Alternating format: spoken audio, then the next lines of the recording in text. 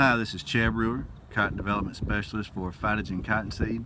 I'm up at a strip trial near Sykeston, Missouri today, and I'm wanting to take a look at maturity of these different varieties and see how they are progressing toward irrigation termination and ultimately defoliation and harvest.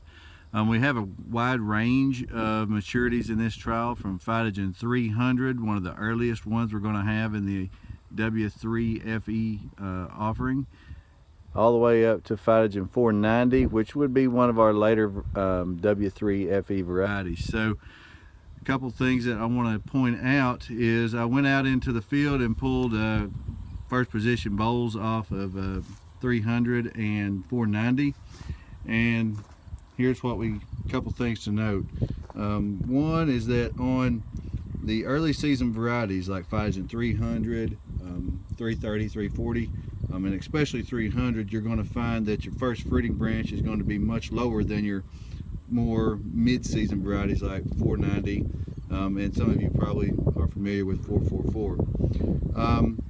Your early season varieties like 330, 340, and certainly 300 are going to begin fruiting on about node 5 and 6, and your later season varieties like 490 will begin to fruit on about node 7.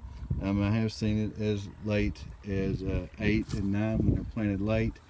A couple things I want to point out beyond that is that as you cut the bolls in half, you can begin to see the formation of the black seed coat, which indicates that that boll has completely finished growing. It's actually once that black seed coat around the seed has been initiated, the boll will begin the process of drying down. So on this early season Phytogen 300, this fifth position or fifth node, first fruiting position, you begin to see the beginnings of that black seed coat. So this early season variety is beginning to mature.